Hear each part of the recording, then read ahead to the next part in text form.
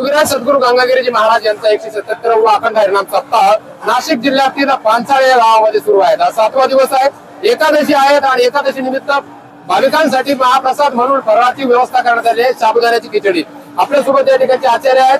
सर्वप्रथम आपण खिचडीबद्दलचं मात्र जे आहेत पूर्ण मॅनेजमेंट ते जाणून घेऊया आणि त्यानंतर 7 दिवस कशा पद्धतीने यांनी या ठिकाणी आपला दैनंदिन जो उपक्रम आहे तो सुरू ठेवला त्याबद्दल सुद्धा आपण चर्चा करूया। काय सांगाल, आज एकादशी आहेत, साधारणतः किती क्विंटल साबुदाण्याचं नियोजन कसं केलं गेलं आणि किती भाविक येतील या ठिकाणी, काय सांगाल? आज तसं कमीत कमी आम्ही जास्तीत जास्त 250 क्विंटल शब्दांना हात टाकलेला आहे आणि 200 क्विंटल भगरीचं बी आम्ही नियोजन केलेलं आहे। तर 150 क्विंटल त्याच्या शेंगदाणे टाकतोय। अच्छा। आणि बटाटे 200 क्विंटल टाकायचे आणि आतापर्यंत 100-125 क्विंटल शब्दांना आमचा तयार झालेला आहे। वाल्यामध्ये पंक्तीमध्ये महाप्रसाद गेलेला सुद्धा आहे। अच्छा। आणि आज संध्याकाळपर्यंत 4 ते 4.5 लाख भाविक हे महाप्रसाद घेतील अशी आमची अपेक्षा आहे। तर हा झाला एकादशीचा भाग।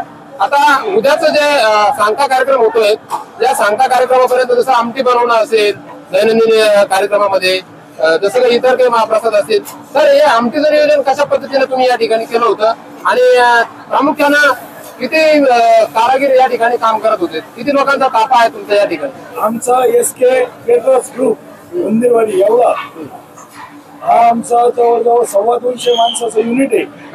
हे अहोरात्र इथं काम करतंय आणि गेल्या 10 दिवसापासून आम्ही या कामासाठी सज्ज आहोत। झालं आता उद्याचा दिवस आहे, राहिलेल्या पैकी तुमची जी बुंदी आहे ही 450 क्विंटल ही तयार झालेली आहे। त्याचे 6000 कॅरेट हे भरलेले आणि चिवडा हा 1200 बुंदी झालेला आहे। त्याच्यात 30 क्विंटल शेव टाकलेली चिवड्यामध्ये।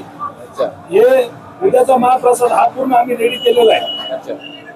आमटीसाठी तर काय नियोजन असतं? आमटीसाठी कशा पद्धतीने आमटी बनवतात? आमटीसाठी दररोज कमीत कमी 10 ते 15 टँकरची व्यवस्था केलेली होती सत्ता कमिटीने आणि आम्ही दररोज कमीत कमी 1 लाख प्लस आमटी 1 लाख लिटर प्लस आमटी हे टँकरद्वारे महाप्रसाद हा भाविकांपर्यंत आम्ही पोहोचवत होतो।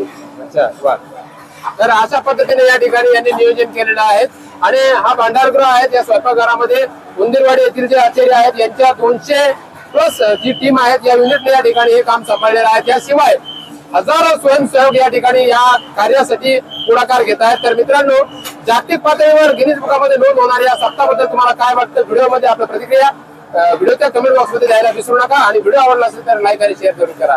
रामकृष्ण हरी।